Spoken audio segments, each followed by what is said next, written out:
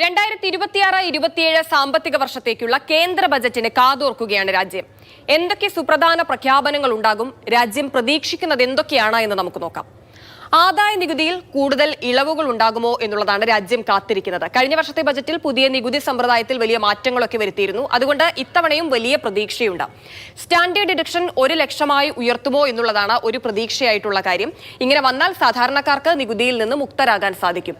ആദായ നികുതിയുടെ പരിധി 15 ലക്ഷം രൂപയാക്കുമോ എന്നുള്ളതാണ് ഒരാകാംക്ഷ. ഇപ്പോൾ കഴിഞ്ഞ വർഷത്തെ കാര്യം നമ്മൾ നോക്കുകയാണെങ്കിൽ 12 ലക്ഷം രൂപ വരെ വാർഷിക വരുമാനം ഉള്ളവരെയായിരുന്നു നികുതിയിൽ നിന്ന് ഒഴിവാക്കിയത്. അപ്പോൾ ഇത്തവണയും ഒരു മാറ്റം ഉണ്ടാകുമോ എന്നുള്ളതാണ് വലിയ പ്രതീക്ഷയോടെ ഉറ്റുനോക്കുന്നത്. ദീർഘകാല മൂലധന നേട്ടങ്ങളുടെ പരിധി 2 ലക്ഷം രൂപയാക്കിയേക്കാനും സാധ്യതയുണ്ട്. അടുത്തതായുള്ളത് ഭവന വായ്പകളുടെ പലിശയിൽ കൂടുതൽ ഇളവുണ്ടാകുമോ എന്നുള്ളതാണ്. സാധാരണക്കാരെ സംബന്ധിച്ചിടത്തോളം വലിയ ആശ്വാസമായിരിക്കും അങ്ങനെ ഇളവ് വന്നു കഴിഞ്ഞാൽ.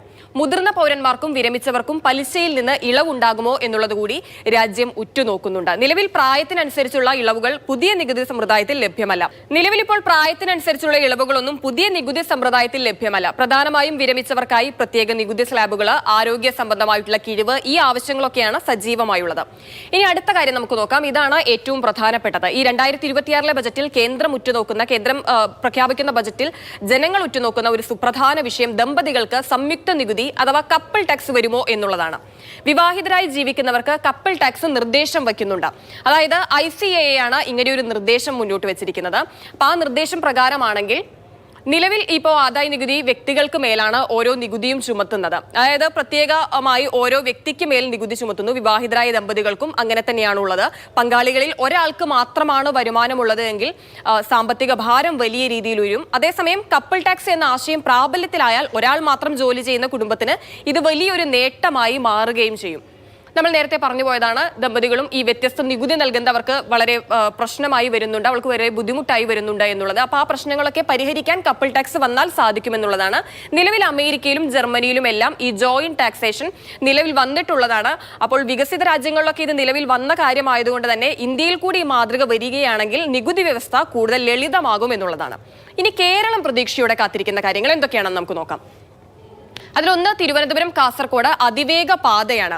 പ്രധാനമായും നമ്മുടെ ഈ ഒരു വിഷയം നമ്മൾ ഏറ്റവും അധികം ഉറ്റുനോക്കിയത് പ്രധാനമന്ത്രി കേരളത്തിൽ വന്ന സമയത്തായിരുന്നു. അന്ന് ഈ പ്രഖ്യാപനം ഉണ്ടാകുമെന്ന് പ്രതീക്ഷിച്ചു. പക്ഷെ അന്ന് ഇതുണ്ടായില്ല. ഇനിയിപ്പോൾ ബജറ്റിലാണ് കാതോർക്കുന്നത് ഈ അതിവേഗ പാത വരുമോ എന്നുള്ളത്. ഇതിനെ കേരളം സ്വാഗതം ചെയ്യുന്നുണ്ട് എങ്കിൽ പോലും അതേസമയം തന്നെ സിൽവർ ലൈൻ ഇപ്പോഴും ഉപേക്ഷിച്ചിട്ടില്ല എന്നുകൂടി കേരളം സംസ്ഥാന ബജറ്റിൽ പറഞ്ഞു വെച്ചിരുന്നു. അപ്പോൾ ഈ അതിവേഗ പാത വരുന്നത് വളരെ പ്രധാനപ്പെട്ട ഒരു വിഷയമാണ്.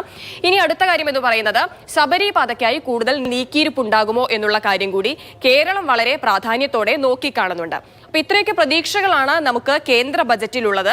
എന്തൊക്കെയാ പ്രഖ്യാപനങ്ങളായിരിക്കും ഇനി വരിക എന്നുള്ളത് ബജറ്റിന് ശേഷം നമുക്ക് അറിയാൻ സാധിക്കും. ഇതൊക്കെയാണ് രാജ്യം ഉറ്റുനോക്കുന്ന വിഷയങ്ങൾ.